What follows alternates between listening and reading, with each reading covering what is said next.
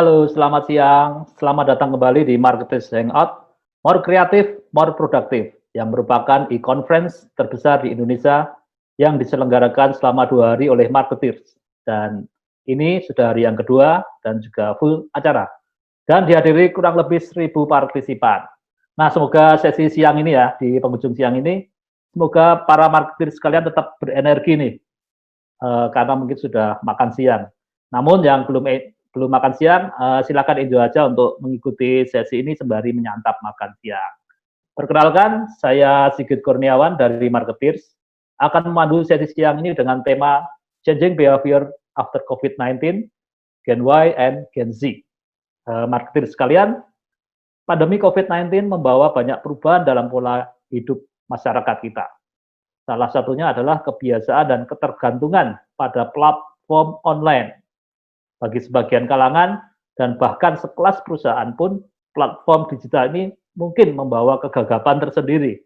Namun, tidak demikian bagi dua generasi ini, yaitu Gen Y dan juga Gen Z, yang hidupnya memang sudah sangat digital. Nah, apa yang perlu dilakukan brand dalam merespon perubahan-perubahan tersebut, khususnya di segmen muda ini? Nah, di room ini sudah hadir dua guest speaker kita, yakni Bapak Hasanuddin Ali, selaku CEO dan founder Alvara Research Center, dan juga Bapak Trio Lumanturuan, Vice President Bayu. Sebelum masuk perbincangan, mari kita berkenalan dengan mereka lewat video profil ini. Lelaki ini telah berkecimpung lebih dari 20 tahun di bidang telekomunikasi dan digital. Sejak bergabung dengan salah satu operator seluler, kemampuannya dalam bidang ini terus terasah hingga dipercaya untuk memimpin proyek peluncuran national roaming pertama di Sumatera. Selama 9 tahun terakhir, Trio aktif dalam dunia digital. Pada tahun 2012, ia bergabung bersama Telkomsel dan sukses meluncurkan produk-produk digital lifestyle. Kini, Trio dipercaya untuk memimpin produk telekomunikasi digital terbaru dari Telkomsel, Bayu, yang menyasar segmen pasar Gen Z. Ini dia Trio Lumanturuan, Vice President Bayu. Dari 20 tahun, pria ini mendedikasikan dirinya untuk perkembangan dunia riset tanah air. Pada tahun 2012, ia mendirikan Alvara Research Center, lembaga riset yang belakangan meroket popularitasnya, khususnya terkait dengan dunia pemasaran dan isu-isu sosial politik di Indonesia. Lulusan statistik dari Institut Teknologi 10 November Surabaya ini juga menulis buku seperti Milenial Nusantara dan Wajah Muslim Indonesia. Inilah Hasanuddin Ali, founder and CEO Alvara Research Center.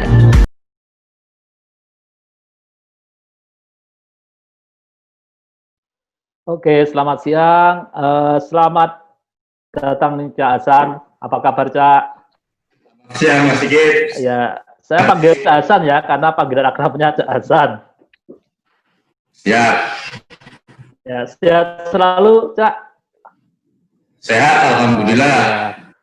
Selamat datang juga Bang Trio. Saya panggil Bang Trio, Bang. Boleh. Oke, selamat bergabung di Marketers Hangout nih. Ya, terima kasih Mas Sigit. Iya. Sebelumnya terima kasih ya telah bergabung di Marketers Hangout dan akan berbagi insight yang sangat menarik. Marketer sekalian, pandemi COVID-19 yang disusul dengan kebijakan bekerja dari rumah, pembatasan sosial telah mengubah perilaku masyarakat, khususnya masyarakat konsumen di Indonesia. Dan yang paling kentara adalah meningkatnya platform daring yang menjadi andalan masyarakat untuk mendukung aktivitasnya di tengah pembatasan interaksi fisik tadi. Contohnya meningkatnya komunikasi melalui video conference seperti yang kita lakukan di Marketers Hangout siang hari ini selama 2 hari, dan juga intensitas belanja daring. Nah, selain itu, tren daring selama ini kan sudah cukup mewarnai kehidupan dua segmen dominan, yakni Gen Y yang juga populer disebut milenial, dan juga Gen Z saat ini. Dan tren ini cukup mempengaruhi apa yang menjadi preferensi kebutuhan mereka, perilaku belanja mereka, aktivitas mereka, hingga values yang mereka anut. Dan Gen Z maupun milenial merupakan dua generasi yang mengadopsi platform digital secara kuat. Oke, sebelum masuk ke Cak Hasan, teman-teman marketers yang ingin bertanya silahkan mengisi form yang sudah disediakan di kolom komentar. Oke, akhirnya biar alurnya enak, kita mendengarkan lebih dulu paparan dari Cak Hasan. seputar temuan-temuan riset Alfara, dan kemudian baru kita mendengarkan sesi dari Bang Trio bagaimana Bayu ini menggarap pasar Gen Z. Oke, waktu saya sediakan untuk Cak Hasan. Terima kasih Mas Sigit. Selamat siang, salam sejahtera untuk kita semua. Mas Trio, apa kabar? Semoga sehat selalu. Para marketis yang sudah hadir di acara Marketis Hangout, saya siang ini akan berbagi ya beberapa data yang merupakan kajian kita, ya baik kajian yang dulu ya sebelum COVID dan juga pada saat COVID-19 ini berlangsung. Jadi nanti akan ada dua data sesuai dengan tema yang akan kita bahas hari ini. Ya. Saya izin untuk share ya bahan presentasi saya.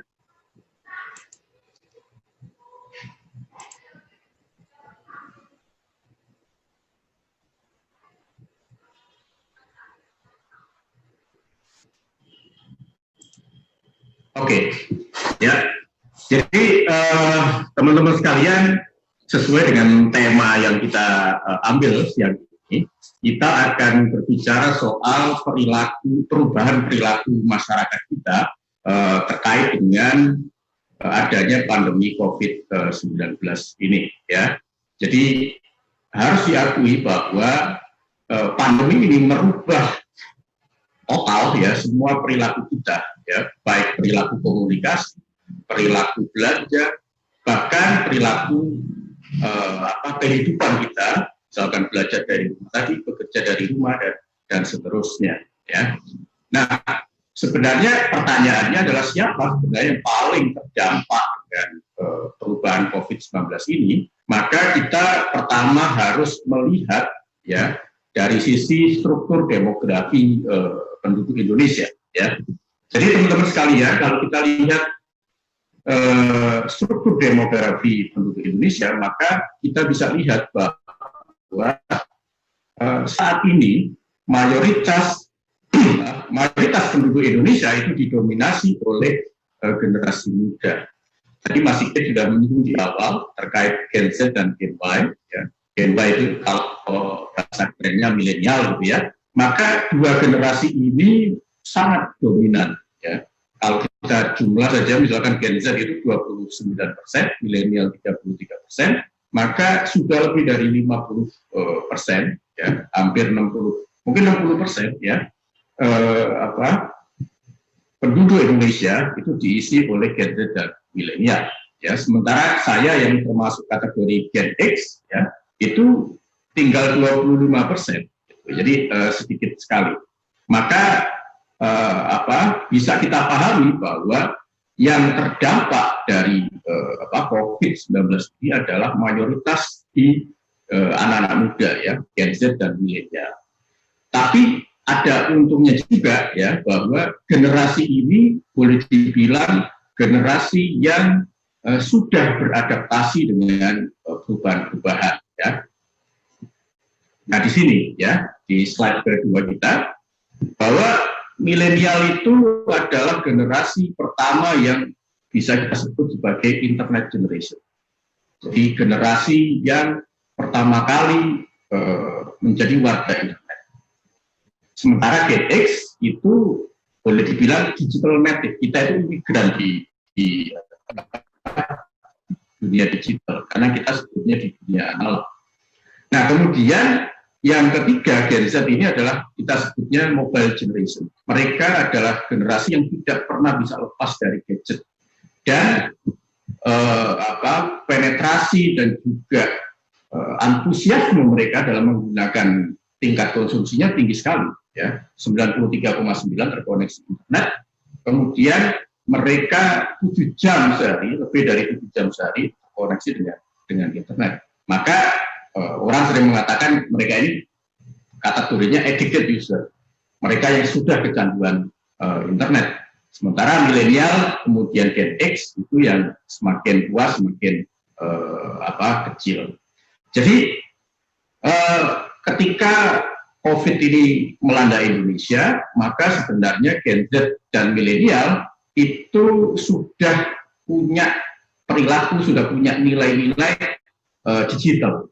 Maka kalau kita lihat mereka yang lebih tua, Gen Z dan Gen X, itu agak gagap-gagap hari ini ketika mereka dipaksa dalam tanda kutip masuk ke dunia digital.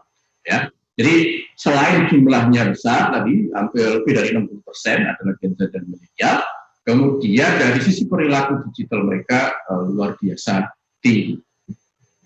Nah, kemudian kalau kita lihat juga dari sisi perbincangan mereka sehari-hari, menarik kalau kita lihat ada perbedaan signifikan ya antar generasi di Indonesia.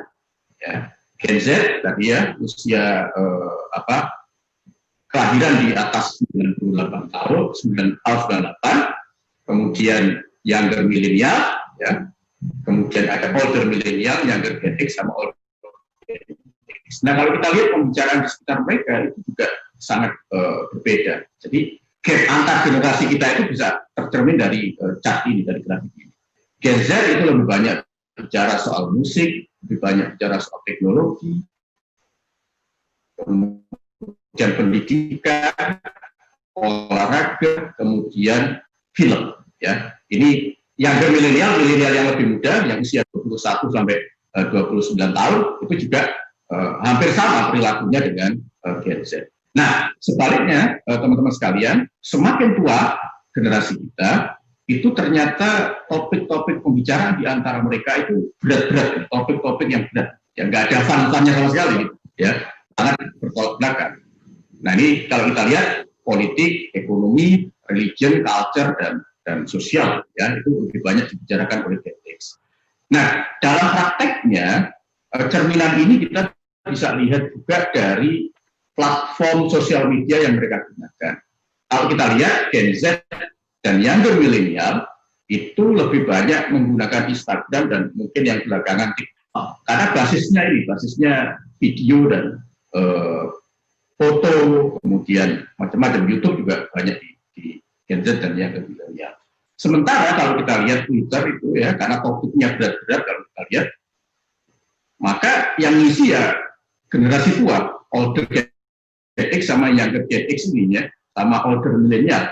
Ini yang lebih banyak menggunakan Twitter, karena di situ memang topiknya berat. Sehingga dengan menggunakan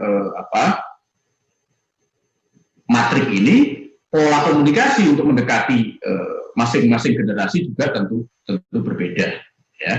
Kita lanjutkan. Nah, kalau kita lihat teman-teman sekalian, perilaku dalam menggunakan internet itu juga tercermin dari chart ini. Ya. Di mana kalau kita lihat, ya, kita coba bandingkan antara Gen Z, milenial, Gen X, dan Baby Boomers, ini survei 2019, kita bisa lihat yang Gen Z dan milenial itu lebih banyak. Ya. Rata-rata ini, ya, 442,3. Jadi mereka menggunakan 4 fitur, ya, 4,4. Kemudian milenial 4,2 sampai baby boomers ini lebih sedikit. Jadi semakin tua fitur yang mereka gunakan juga relatif lebih sedikit. Dan juga kalau kita lihat teman-teman sekalian, di anak muda ini Gen Z dan milenial, ini fitur-fitur yang mereka gunakan itu memang fitur yang boros bandwidth. Ya, boros bandwidth. Apakah video streaming, apakah download, apakah game online. Jadi mereka tadi lebih banyak, jumlahnya banyak, terus kemudian konsumsi internetnya tinggi, konsumsi bandwidth-nya juga tinggi. Maka banyak sekali sekarang perusahaan-perusahaan telekomunikasi menyasar Gen Z dan milenial ini sebagai target market utamanya. Nah, berikutnya kalau kita lihat, tadi saya sudah menjelaskan soal beberapa perbedaan antar generasi, kesimpulannya ada di sini sebenarnya. Bagaimana kita bisa membedakan dari sisi karakteristik antar generasi ini, ya, Gen Z, milenial, dan Gen X. Saya akan mulai dengan menjelaskan Gen X. Kalau kita lihat Gen X itu di sini, itu yang biru, ya, Gen X ini. Cirinya adalah kalau kita lihat yang biru ini, ya, achievers, semakin ke kanan itu semakin naik. Jadi generasi Gen X ini generasi yang boleh dibilang sudah pada taraf mencapai apa yang dia inginkan.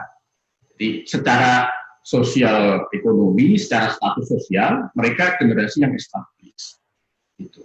Nah, kemudian milenial sendiri, ya, kalau kita lihat milenial ada di sini, ya, milenial ada di sini, itu climbernya tinggi, ya, yang oranye ini, ya, oranye ini. Maka boleh dibilang generasi milenial ini adalah generasi yang memang sedang berjuang, ya, generasi yang sedang berjuang untuk mencapai sesuatu. Jadi kalau, ya ini kita bisa lihat dari range usia mereka, ya, mereka usianya 21 sampai 35 tahun.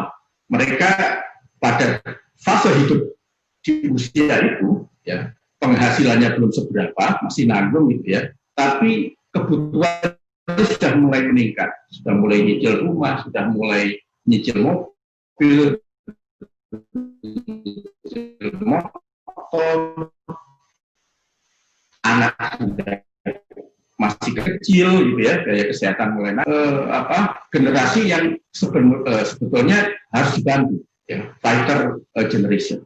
Nah, kemudian yang ketiga, kalau Gen Z, ya, Gen Z ini generasi yang sosialisasinya tinggi. Maka bisa dikatakan generasi ini adalah generasi yang memang suka gaul, ya, suka gaul, suka entertainment dan seterusnya. Jadi kita bisa lihat dari tiga generasi ini, Gen Z, milenial, dan Gen X, itu pola pendekatannya memang berbeda. Gitu, ya. Kalau Gen X ya harus karena sudah mapan, dia butuh aktualisasi diri mungkin, ya. Sementara untuk mendekati milenial tentu kita harus memberikan mereka kemudahan, convenient itu menjadi kata kunci. Kemudian kalau Gen Z itu entertainment itu menjadi kata kunci, ya. Oke. Nah, ini juga tercermin dari pengeluaran mereka, ya, monthly expenditure untuk telekomunikasi dan entertainment itu kelihatan jelas bahwa semakin muda itu semakin tinggi, ya. Gen Z itu dari 100% pengeluaran mereka sebulan, 21,3% itu digunakan untuk telekomunikasi dan entertainment, ya. Kemudian milenial 19%, kemudian Gen X itu semakin kecil 16%. Jadi boleh dibilang telekomunikasi dan entertainment bagi generasi ini, ya, Gen Z dan milenial itu sudah kebutuhan pokok. Nah, itu tadi beberapa data sebelum COVID menyerang Indonesia. Kemudian kita juga pada saat bulan April kita melakukan kajian terkait pola komunikasi, dan di situ kita bisa lihat bahwa terjadi perubahan signifikan dalam pola komunikasi masyarakat Indonesia, ya. Di mana yang pertama yang saya sampaikan bahwa ada kenaikan yang sangat signifikan dari sisi video conference, ya, dalam pernah mengikuti video conference atau tidak, 57%, hampir 60% mereka mengatakan pernah, ya. Jadi tinggi sekali.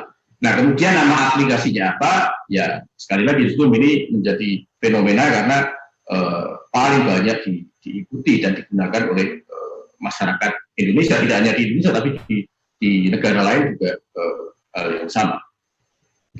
Nah, kemudian juga online shopping ini menarik sekali. Kalau kita lihat, dulu kita menganggap bahwa online shopping itu dan survei-survei sebelumnya mengatakan produk-produk yang paling banyak dibeli melalui online itu kebanyakan adalah fashion yang pertama, kemudian elektronik, kemudian handphone, baru produk-produk yang lain. Makanan itu hampir di luas besar. Nah, tapi kalau kita lihat, ya, teman-teman sekalian, pada saat COVID kemarin, bulan April, itu pembelian makanan, minuman melalui online itu tinggi sekali, ya. Bahkan nomor satu kalau kita bandingkan dengan beberapa produk yang lain. Nah, kemudian yang terakhir yang ingin saya sampaikan, ini survei bulan Mei kemarin, kita ingin motret sebenarnya perilaku masyarakat kita menjelang Ramadan, menjelang Idul Fitri, apakah mereka berubah dari sisi perilaku belanja untuk kebutuhan Lebaran. Ternyata kalau kita lihat teman-teman sekalian, pola belanjanya juga cukup berubah ya untuk kebutuhan Lebaran. Sekali lagi, online shopping via e-commerce platform itu nomor 1, ya 45,2%. Meskipun tidak beda jauh ya dengan pasar tradisional 43,1%. Ya. Jadi sekali lagi teman-teman bahwa adanya COVID-19 ini, dulu kita sering mengenal ya, ada digital disruption, dan orang bertanya-tanya apa sih barangnya, apa sih bentuknya. Nah, ternyata dengan COVID-19 ini memaksa kita melakukan adaptasi, percepatan adaptasi terhadap dunia digital kita. Ya. Orang kampung yang sebelumnya tidak mengenal Zoom gitu ya, karena anaknya kuliah di Surabaya, kemudian dia pulang, terpaksa dia melakukan komunikasi menggunakan platform digital. Pada saat Lebaran kemarin juga sama, karena terpisah, tiba-tiba saja semua orang itu menggunakan komunikasi ya daring. Ya, nah inilah yang ingin saya sampaikan, Mas Sigit, beberapa temuan riset kita bahwa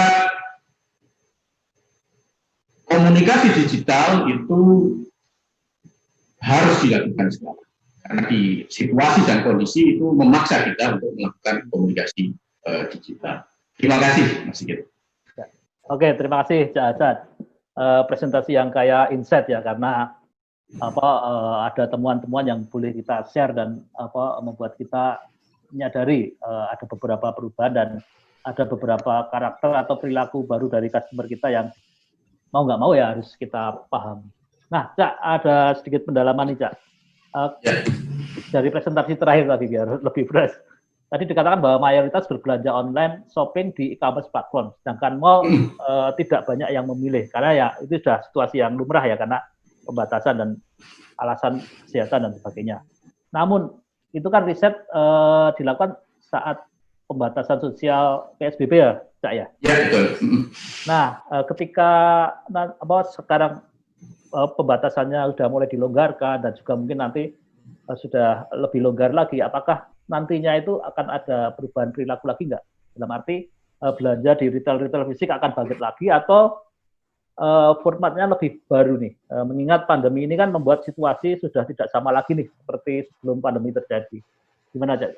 Kira-kira? Ya, saya kira tentu nanti akan ada adjustment ya, akan ada adjustment. Karena kalau kita lihat beberapa pelonggaran PSBB ini dengan membuka mall, kemudian juga meskipun masih sepi hari ini, tapi kalau kita lihat orang sudah mulai kafe, sudah mulai nongkrong dan seterusnya. Pasti nanti akan ada adjustment dan akan ada keseimbangan baru. Ya, tapi apakah komunikasi ini akan kembali seperti zaman sebelum ada COVID? Saya kira enggak. Ya, jumlah pengguna online akan tetap tumbuh, gitu ya, akan tetap tinggi, tapi juga karena gini, COVID ini kan masih lama durasinya, ya, jadi merubah perilaku untuk kembali ke yang lama itu juga tidak mudah. Nah, normal inilah yang barangkali akan kita hadapi di semua sektor, ya, baik dari sisi komunikasi, dari sisi perilaku masyarakat kita, itu juga akan berubah mengikuti kondisi yang ada. Jadi adanya lebih tepatnya ada approach baru ya, tidak sesuai dengan yang ada ya. Terus ini Cak, terkait dengan Gen Z tadi dikatakan 93,9% itu Gen Z connect internet. Ya, mereka sangat edik ya, kecanduan internet gitu kan. Karena mereka juga tadi disebut sebagai mobile generation ya, lahir udah dalam kondisi dunia yang terdigitalisasi sedemikian rupa. Nah, tadi juga dibilang konsumsi internet mereka itu lebih dari 7 jam per hari. Ya. Nah, pertanyaannya kalau dibalik, di luar 7 jam itu perilaku mereka ngapain aja sih, Kak? Ya, dalam keseharian. Tentu gini ya, otomatis mereka masih dalam range, gini kalau kita lihat fase hidup mereka gitu ya, 24 jam itu ya biasanya kan mereka pagi sampai sore sudah sekolah gitu ya. Terus kemudian pulang, terus kemudian tidur. Jadi otomatis sebenarnya gini, hidup mereka itu ya dua, sekolah dan digital sudah. Kemudian tidur, kalau kita tidurnya 8 jam gitu ya, tidur 8 jam, sekolah 8 jam, main digitalnya 8 jam. Jadi bisa dikatakan kehidupan mereka itu di dunia ya terbagi digital, sekolah dan tidur sudah. Maka kehidupan di generasi ini ya, dulu kan sering orang mengatakan ada pemisahan antara dunia nyata dan dunia maya gitu ya. Nah, bagi Gen Z itu sebenarnya dunia nyata dan dunia maya itu sudah menjadi satu. Sudah menjadi entitas satu. Gitu. Nah, bagi generasi kayak kita ini, generasi X ini, Mas Trio mungkin juga sama, generasi X barangkali, itu juga masih ada decoupling, masih ada pemisahan antara dunia digital dan dunia. Tapi bagi anak-anak muda ini, Gen Z dan milenial yang muda itu, tidak ada pemisahan antara dunia nyata dan dunia maya. Ya, artinya realitas di mata Gen Z itu ya online offline saja ya, nggak ada pemisahan. Betul. Nah, terus ini Cak, tadi menarik juga bahwa spending milenial, bahkan juga Gen Z kan cukup besar untuk konsumsi internet. Ya. Mayoritas terkonekted dengan internet masyarakat Indonesia dibanding bahkan mengalahkan Gen X. Nah, yang menarik itu kan di masa pandemi ini, itu kan ekonomi lagi sulit nih, Mas. Nah, di mana masyarakat akan menahan pengeluaran untuk kebutuhan yang mungkin bukan prioritas, gitu loh. Ya. Nah, bagaimana ini berpengaruh pada budget mereka untuk spending internet? Atau justru ini paradok nih, Cak, di era pandemi bahwa di tengah kesulitan ekonomi, tapi mereka justru makin menggila aktivitas-aktivitas online yang tentu tidak gratis, harus beli kuota, harus bayar bandwidth dan sebagainya. Ini gimana, Cak? Kalau Cak Hasan melihat fenomena ini gimana? Nah, ini sebenarnya kita bisa pilah ya, Pak Sigit ya. Tergantung strata sosialnya memang. Jadi di strata sosial menengah ke bawah memang orang harus memilih antara kebutuhan dasar dan kebutuhan yang sekunder. Tapi di kelompok menengah dan menengah ke atas itu memang justru pada saat mereka lebih banyak di rumah, itu aktivitas yang paling banyak dilakukan itu justru terkait dengan daring, ya, terkait dengan dunia digital. Nah, kalau kita lihat, saya nggak tahu ya, tapi kita lihat GDP Indonesia kemarin, itu salah satu sektor yang tidak turun, itu sektor telekomunikasi. Ya, tadi mungkin barangkali bisa koreksi dikit kalau saya salah, tapi sektor telekomunikasi ini yang di kuartal pertama GDP Indonesia tidak terlalu terpengaruh. Artinya mereka, ya, masyarakat Indonesia ini masih ketika terjadi pandemi justru pola komunikasi berdasarkan daring itu justru meningkat. Nah, apalagi saya dengar misalkan untuk kebutuhan sekolah, ya, belajar lewat sekolah ini, pemerintah sudah memberikan kelonggaran kepada sekolah-sekolah yang dapat bantuan BOS itu untuk subsidi siswa-siswanya yang mau sekolah lewat daring. Jadi saya kira penggunaan kita masih akan tinggi di masa pandemi. Oke, terima kasih, Cak. Satu lagi dari saya, Cak, sebelum pindah ke Bang Trio nih. Ya. Kita bicara digital itu sama aja bicara dengan anak muda ya. Karena bicara anak muda juga tak bisa dilepas dari digital kalau dibalik. Nah, namun tidak semua perusahaan di lintas industri kan siap nih, Cak, untuk melakukan digitalisasi dan untuk merangkul Gen Z yang karakternya berbeda. Dan beberapa sektor bisnis yang erat teknologi mungkin sudah jauh lebih siap ya.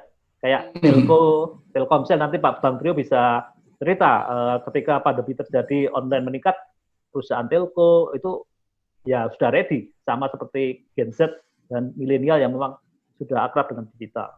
Kemudian ada banking, finance itu kan juga, atau e-commerce itu mungkin jauh lebih siap. Nah, namun bagaimana dengan industri-industri lain yang mungkin tingkat kesiapannya ini berbeda nih, Mas? Melakukan digitalisasi dan bagaimana merangkul Gen Z supaya tidak terjadi masalah gitu.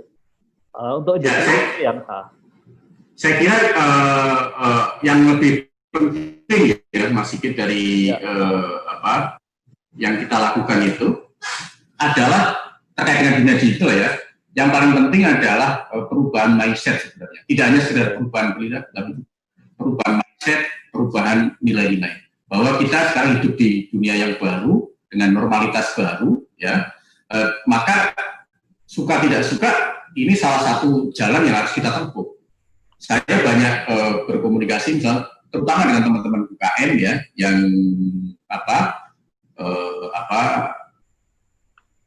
terdampak dengan COVID ini, justru mereka yang berinovasi kemudian mencoba beradaptasi dengan lewat digital itu lebih safe ya, mampu mengurangi ya dampak dari COVID ini. Sementara mereka yang masih menggunakan pola pikir lama dan berharap bahwa COVID ini akan segera selesai, gitu ya, padahal masih sangat jauh, itu terdampak sangat parah, belum bisa move on dari kondisi ini.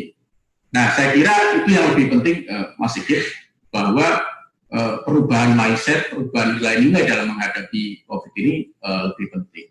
Karena kalau itu sudah dimiliki, maka caranya itu bisa dicari, bisa ditempuh. Oke, kata kuncinya perubahan mindset ya, Cak. Karena dunia ini sudah berubah sedemikian baru. Katakanlah a whole new world. Itu ya, Cak. Baik, Cak. Nanti kita akan eksplorasi lagi, Cak, ya. Kita lanjutkan. Bagi marketer yang sudah menuliskan pertanyaan di kolom komentar, harap bersabar dulu untuk menunggu jawabannya. Kita akan mendengarkan lebih dulu paparan dari guest speaker berikutnya yang tidak kalah inspiratif. Ya, ini Bapak Bang Trio Lumbanturuan, Vice President Bayu. Bayu adalah layanan seluler prabayar digital pertama di Indonesia yang menyediakan pengalaman digital end-to-end untuk seluruh kebutuhan telekomunikasi. Dan yang paling penting, Bayu menyasar Gen Z yang sudah kita bincangkan di sesi bersama Cak Hasan tadi. Oke, kita sambut Bang Trio Lumbanturuan. Silakan, Bang. Terima kasih, Mas Sigit. Terima kasih juga Cak Hasan, pemaparannya luar biasa, insight-nya lumayan menarik. Itu ada tambah informasi juga yang bagus buat tim kita nanti, sehingga kita bisa gunakan data itu untuk memperbaiki atau untuk mendevelop inovasi-inovasi baru. Suara saya jelas nggak ya, Mas Sigit? Jelas, Pak. Jelas. Oke. Nah, mungkin bisa ke slide-nya, bisa di-share. Okay. Jadi saya berusaha di sini supaya lebih general, mudah-mudahan ini tidak terlalu marketing. Ini bentuknya gini ya. Oke. Mungkin next slide. Jadi kalau kita lihat COVID ini, saya udah ikut banyak seminar. Waktu Bayu didirikan ini sebenarnya kita nggak tahu bahwa nggak ada orang yang tahu bahwa akan ada COVID-19 ini di tahun 2020 nih. Tahun 2020 ini diawalin dengan banjir Jakarta, tapi nggak ada orang yang pernah mikir bahwa akan ada hal yang jauh lebih besar lagi yang akan terjadi sebesar COVID-19. Tapi kalau ngomong perubahan, sebenarnya di dunia teknologi itu perubahan itu udah terjadi sangat luar biasa di waktu-waktu sebelumnya.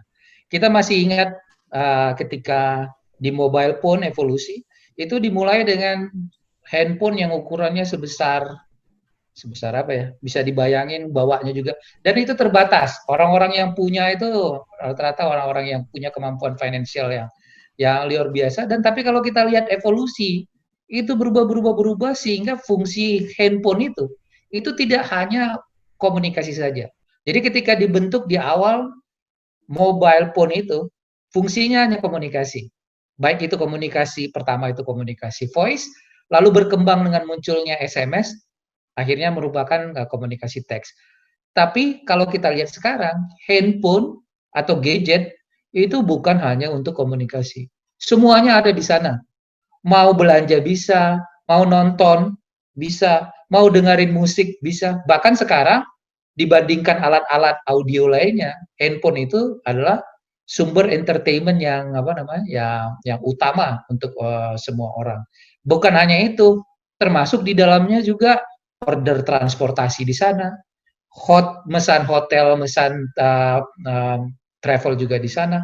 Dan kalau kita lihat fungsi yang dulu diambil oleh fungsi kamera dan video, sekarang letaknya teknologi barunya ada di handphone. Sehingga orang kalau sekarang mau kemana-mana, bahkan tidak perlu harus membawa kamera lagi. Karena apa? Teknologinya, bahkan kalau kita lihat teknologi terbaru, itu bisa sampai optical zoom-nya 10 kali, yang bisa untuk, ya saya nggak tahu itu, untuk moto bulan kali ya, biar zoom-nya lebih baik. Gitu ya.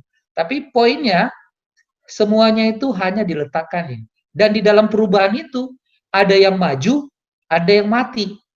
Kalau kita lihat sekarang yang berkembang siapa? Ada Apple, Android, Google dengan luar biasa udah jadi penguasa platformnya. Kita lihat juga Huawei walaupun di-ban juga tetap bertumbuh dengan cepat. Tapi ada juga penguasa-penguasa dulu yang dimulai dari Alcatel, Motorola gitu ya. Itu brand-brand awal ya. Lalu kita lihat Nokia, mungkin yang Gen X dan Gen Y kali ya masih menikmati begitu hebatnya Nokia dan BlackBerry. Tapi kalau kita lihat sekarang kemana brand itu? Hilang. Karena apa? Mereka tidak bisa mengantisipasi perubahan. Jadi kalau kita ngomongin teknologi, perubahan itu luar biasa. Nah, perubahan itu bukan hanya di device doang.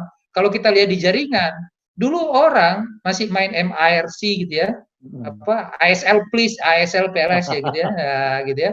Ini hal seperti itu tuh udah cukup. Lihat gambar, kirim MMS, ada foto, udah senang. Yahoo Messenger dulu chat, itu semuanya udah bahagia. Tapi yang menjadi ini di teknologi adalah bahwa setiap sesuatu yang baru itu setelah puas akan menimbulkan teknologi dan perubahan itu terlalu cepat gitu, cepat sekali. Kalau kita lihat mulai dari 2G dikenalkan GPRS gitu ya, masih kirim-kirim gambar MMS itu udah cukup. Lalu masuk ke video call, dulu ada handphone fungsinya video call tanpa ada WhatsApp. Lalu muncul 3G, 3G dengan speed, waktu 3G muncul semuanya bahagia, oh sepertinya udah luar biasa. Nggak taunya lemot katanya, speednya kok cuma segini. Akhirnya keluar 3.5 dengan high PA gitu ya. Tambah lagi, kurang lagi. Udah keluar 4G sekarang, masih belum cukup juga. Katanya 4G itu masih ini. Dan mau nanti ke depannya untuk 5G. Karena apa? Manusia itu tidak ada kata puasnya. Setiap ada hal yang baru, setiap ada inovasi baru, akan menghasilkan inovasi baru yang lainnya. Dan semua ekosistem itu didukung akan merubah kebiasaan sehari-hari. Jadi salah satunya, teknologi juga berubah dari kebiasaan, tapi teknologi juga merubah kebiasaan. Nah, sebelum COVID-19, teknologi ini merubah kebiasaan orang. Nah, waktu orang mengatakan digital transformasi, tujuannya ialah bahwa begitu banyak perusahaan yang dalam waktu cuma 3 tahun, 4 tahun, 5 tahun, itu tiba-tiba menjadi perusahaan yang raksasa luar biasa dibandingkan perusahaan yang udah 100 tahun, yang enterprise value-nya masih seperti itu aja gitu. Kalau kita lihat Google, even Huawei itu berdiri tahun berapa? Tahun 88. Masih dari era. Sekarang kalau kita lihat sudah besarnya seperti itu.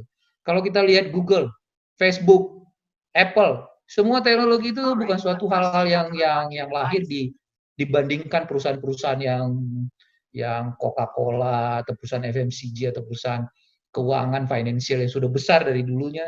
Mereka itu perusahaan yang masih baru. Tapi kalau kita lihat sekarang Amazon itu udah jadi perusahaan yang terkaya, bahkan orangnya menjadi perusahaan terkaya hanya dengan berbisnis digital. Nah, jadi perubahan itu luar biasa dan perubahan itu impact-nya apa? Bisa mati lebih cepat atau bisa hidup luar biasa cepat sehingga menjadi sesuatu yang besar. Nah, kalau kita lihat dulu tahun 2005 ini kan foto agak waktu orang ketika nonton itu orang fokus lihat musiknya kan. Jadi orang dengar penyanyinya, dengar acaranya, dengar apalah yang audiens ini. Tapi kalau udah lihat sekarang, semua orang ketika nonton konser, yang dilihat apa? Handphonenya. handphonenya nyorot artisnya dari awal sampai akhir. Karena saya pernah jadi saksi, anak saya nonton konser, yang terjadi apa? Dia bangga merekam itu dan pulangnya apa? Isinya mengedit, memposting, edit posting terhadap apa yang direkamnya. Nah, pertanyaan itu perubahan yang luar biasa dari apa? Dari kebiasaan-kebiasaan orang gitu. Nah, dari perubahan-perubahan ini sebenarnya kita sudah mengantisipasi. Maka waktu Bayu didirikan, kita untuk mengantisipasi perubahan ini. Kalau bisa next slide. Namun apa yang terjadi gitu? Nah, yang terjadi ada sesuatu yang lebih mempercepat lagi perubahan ini. Karena waktu kita ngomongin digitalisasi, dulu kita ngomongin internet, itu seperti seakan-akan bahwa itu iya atau enggak, benar atau enggak. Saya masih ada segmen-segmen yang nah, bagi kita waktu kita mendevelop Bayu, bahwa kita udah percaya bahwa dunia janji itu sudah memang digital oriented. Berarti di belakang. Nah, ketika itu makanya kita persiapkan. Tapi kita tidak pernah tahu bahwa akan ada namanya COVID-19 ini. Tapi kalau kita lihat di COVID-19 itu, perubahannya luar biasa. Perubahannya luar biasa.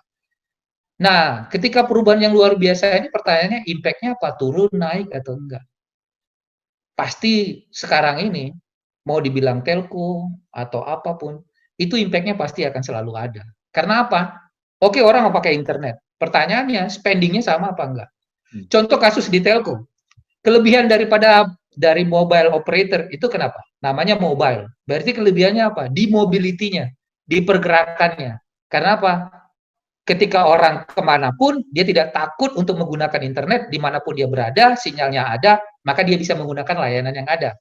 Tetapi ketika terjadi COVID-19, dan ada isu social distancing, maka yang terjadi adalah semua orang itu banyak work from home, study from home, semuanya from home. Bahkan aktivitas paling banyak itu ada di rumah.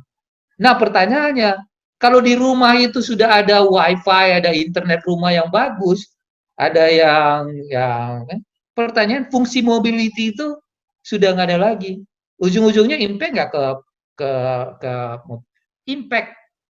Nah, cuman kalau lihat dari itu selalu asumsinya adalah bahwa internet, karena semuanya pakai internet, makanya. Tapi kalau dari sisi mobile, impact-nya ada. Impact-nya di mana? Ketika orang tidak keluar, makanya banyak konsumsi wifi. Nah, pertanyaannya ketika wifi-nya ini, traffic wifi makin tinggi, sehingga perusahaan-perusahaan fix internet, itu kewalahan. Karena apa? Traffic behavior-nya berubah. Dulu yang waktu pagi, siang, sore itu nggak terlalu heavy. Heavy-nya ada di malam hari, karena semua orang pergi ke pemukiman. Sekarang trafficnya kumpul dari pagi sampai malam. Nah, perubahan-perubahan behavior ini, itu impact juga ke semua sisi bisnis. Nah, kalau kita lihat, ya cuman yang menyenangkan apa? Kita nggak perlu spending duit lebih besar lagi untuk menyatakan ke orang, bahwa kalian butuh internet nih, bahwa digital itu membuat sesuatu lebih baik. Itu kita nggak butuh effort lagi. Karena apa? COVID-19 membuat transformasi digital menjadi sesuatu yang lebih cepat. Ya, itu yang harus tidak menyatakan terima kasih COVID-19 karena virusnya, tapi di tengah COVID-19 ini ada hal-hal positif yang terjadi.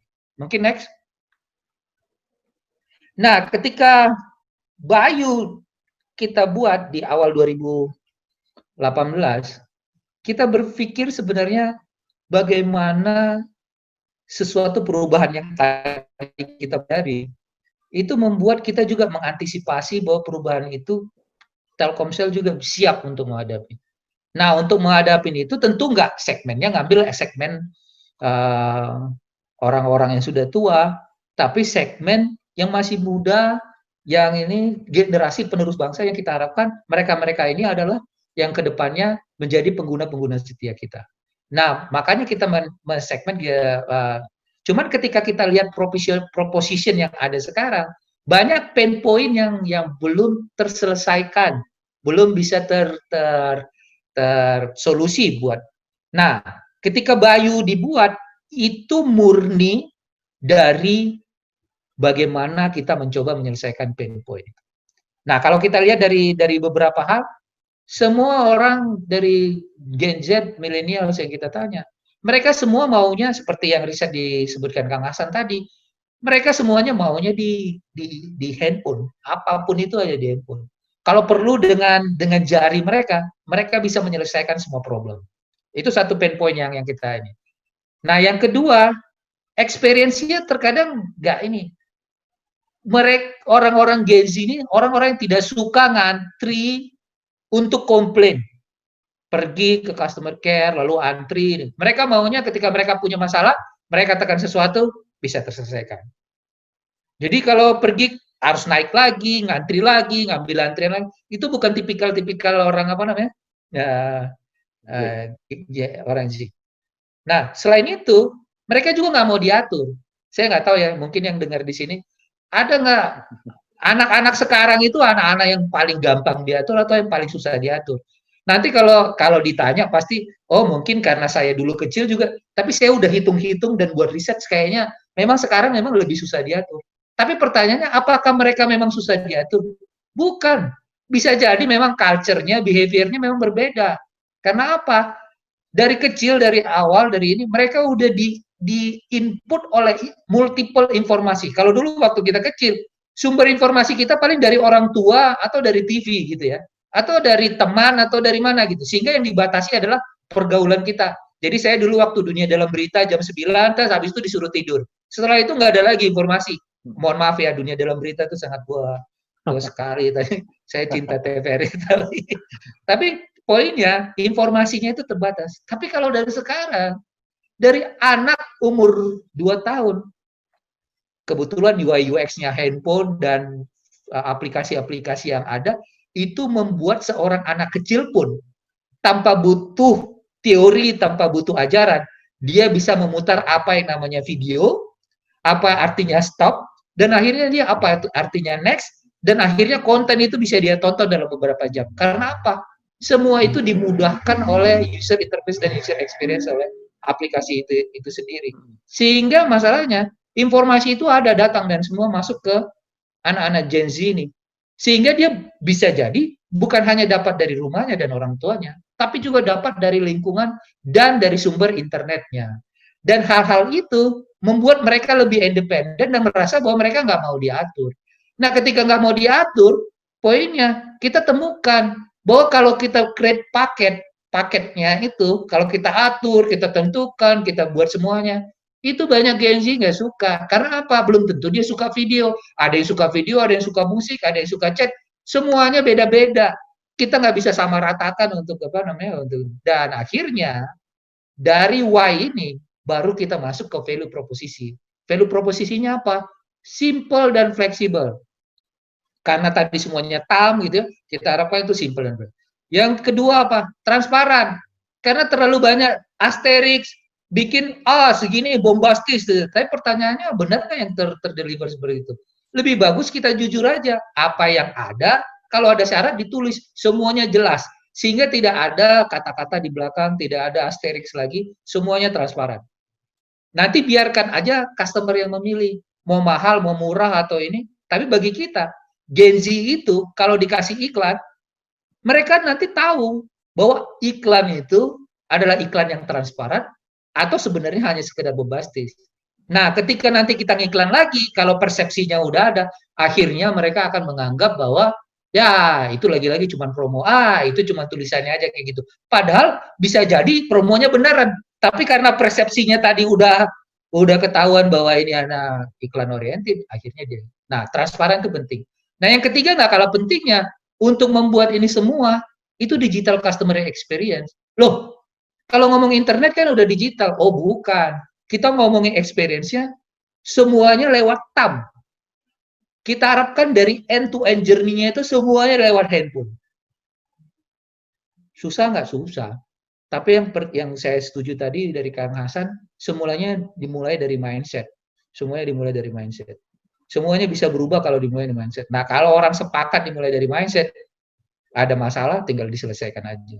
Nah, yang keempat, kita berpikir bahwa kenapa kalau telco hanya dilihat telco, berarti dilihatnya cuma gigabyte doang. Artinya apa? Cuman pakai data murah, pakai data murah, pakai data murah, pakai data murah. Lalu orang tawarin lebih murah lagi, lalu sinyalnya jelek. Kan komplain data kan cuma itu aja. Kalau orang komplain telco cuma itu aja. sinyal jelek, harga paket mahal, murah gitu, bisa nggak jauh-jauh dari situ.